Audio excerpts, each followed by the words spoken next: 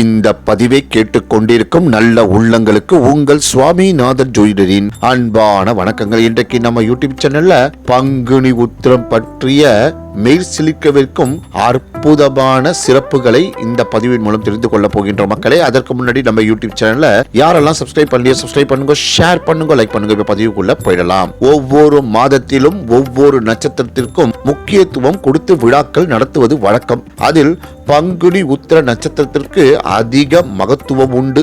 இந்த திருநாளில் தான் மிக அதிகமான தெய்வ திருமணங்கள் நடைபெற்று உள்ளதாக புராணங்கள் கூறுகின்றன. 12வது மாதமான பங்குனியும் 12வது நட்சத்திரமான உத்திரமும் இணையும் புனிதமான நாள் பங்குனி உத்திரம். இந்த விரதத்தை கல்யாண விரதம், திருமண விரதம் என்றும் கூறுவார்கள். சிவபெருமான் அன்னை பார்வதியோடு மணக்கோலத்தில் சுந்தரமூர்த்தி நாயனாருக்கு மதுரையில் காட்சி தந்தருளிய திருநாள் இது. அன்னை மீனாட்சியை திருமணம் செய்து மீனாட்சி சுந்தரேஸ்வரராக காட்சி தந்ததும் இந்நாளில்தான்.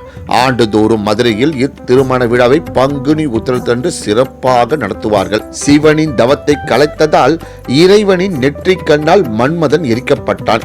ரதியின் வேண்டுதலால் மீண்டும் மன்மதன் உயிர் பெற்ற நாளும் இதுதான். முருகன் தேவானையை இந்த நாளில்தான் திருமணம் புரிந்து கொண்டார். அத்துடன் வள்ளியின் அவதார தினமும் இதுதான். ஸ்ரீரங்க மன்னார் ஆண்டாள் திருக்கல்யாண வைபவம் நடந்த நாளும் இதுதான். மகாலட்சுமி பங்குனி உத்திர விரதத்தை அனுசரித்துதான் ஸ்ரீ மகாவிஷ்ணுவின் மார்பில் உறையும் பாக்கியம் பெற்றார். மகாலட்சுமியின் அவதார நாளும் பங்குனி உத்திர நாள். இந்நாளில் வைணவ ஆலயங்களில் மணக்கோலத்தில் தாயாரும் திருமாலும் காட்சி தருவார்கள். காஞ்சியில் காமாட்சி ஏகாம்பரேஸ்வரர் திருமண விழா நடைபெறும் போது அதே மண்டபத்தில் ஏராளமானோர் திருமணம் செய்து கொள்வார்கள். தேவேந்திரன், இந்திராணி, நான்முகன், கலைவாணி திருமணங்களும் பங்குனி உத்திரத்தன்றுதான் நடைபெற்றன. தசரத மைந்தர்கள் ஸ்ரீராமன், சீதை, லட்சுமணன், ஊர்மிளா, பரதன், மாண்டவி, சத்ருகனன், சுதா, கிருத்தி திருமணங்களும் பங்குனி உத்திரத்தன்றுதான் ஒரே மேடையில் மிதிலையில் நடைபெற்றது குறிப்பிடத்தக்கது. அழகு மிகு 27 கன்னியர்களை சந்திரன் மனைவியாக ஏற்றுக்கொண்ட தினமும் இதுதான். பங்குனி உத்திரத்தன்று சில கோவில்களில் தீர்க்க வாரியும் நடைபெறும். அப்போது அந்த தளத்தில் உள்ள கடல், ஏரி, ஆறு, குளம், கிணறு போன்றவற்றில் புனித நீராடினால் புண்ணியம் கிடைக்கும். பங்குனி உத்திரத்தன்று கன்னி பெண்கள் கல்யாண விரதம் கடைபிடித்து அருகே உள்ள ஆலயங்களில் திருமண கோல தெய்வங்களை தரிசித்தால் அவர்களுக்கு கல்யாண வைபோகம்தான்.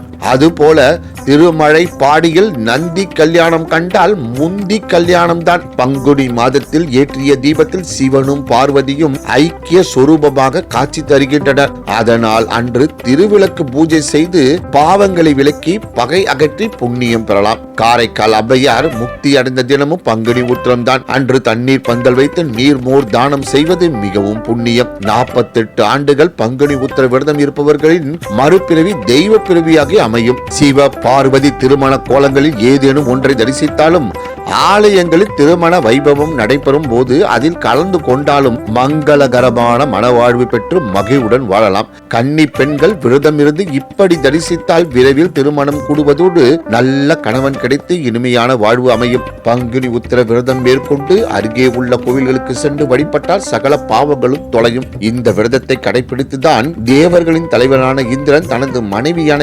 இந்திராணியையும் படத்தில் கடவுளான பிரம்மன் தனது மனைவியான சரஸ்வதியும் பெற்றார். அழகன் முருகனுக்கு உகந்த நாள். அவர் தம் பக்தர்கள் காவடி எடுப்பதற்கும் விரதம் இருப்பவர்களுக்கும் உகந்த நாள் என்று கூறி இந்த சிறப்பான ஆன்மீக பதிவை நிறைவு செய்கிறேன். நன்றி, வணக்கம், வாழ்க வளமுடன்.